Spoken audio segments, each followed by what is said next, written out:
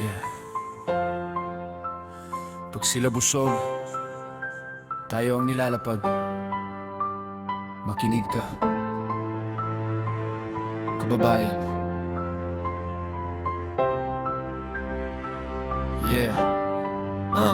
Sa mesa nila steak, sa mesa natin tira-tira. Sila'y nakaupo sa trono, tayo na sa pila-pila. Pondo ng bayan, parang ulam na ginisa. Hinahalo nila ng tahimik, wala tayong napala. Pag may proyekto, may pagpag na agad na bawas. Kinurap na budget, parang karne binawasan ng alisaw-saw. Kaya ang kalsada, laging sira, laging palpak. Pero bulsa nila, laging busog, hindi kumakalam ang bitak. Pagpag na pagkain, at pag na budget na paulit-ulit nilang kinikis-kis gamay.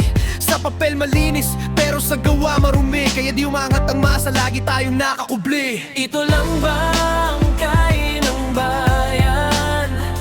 Habang sila'y pasmay sa salamin, tila walang kasalanan. Bakit tayo ang laging nagdurusa?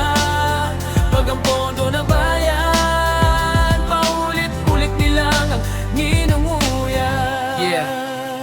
Mga bata kumakain ng tira, pero sila hindi tira-tira. VIP ang plato nila, pure gold, hindi latalata. Sahod ng tao, gamit pambayad ng utang. Sila naman nakaperdi all day, parang walang katuturan. Nakakapagod at magbak ng buhay kada araw. Laging may bawas, laging may kulang, laging may umaago. Tapos sa kampanya, puro pangako, puro salita. Pero pag nanalo, biglang may amnesia, parang wala kang nakita. Bansag na public service, pero service ba talaga? O public lang kasi tayo, pero pocket nila ang mahalaga. Pagpag na pagkain, pagpag na pangarap, pagpag na kinabukasan, sirang sinulit ang sinasabit sa ating palad. Lang ba ang kain ng bayan?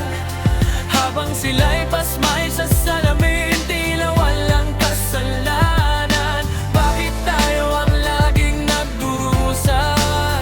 Pag ang pondo ng bayan, paulit-ulit nilang ninunguya.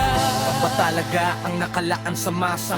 Kung walang kumukurap, baka tayo umasenso. Pero puro kurap, kaya't tilapia, nilalanggam na ang plato. Kaya itong tula, di para manira, kundi para gisingin ng mata sa gabi at umaga. Hanggang kailan ba tayo kakain ng tira? Hanggang kailan ba pagpag ang ipapasa sa bata?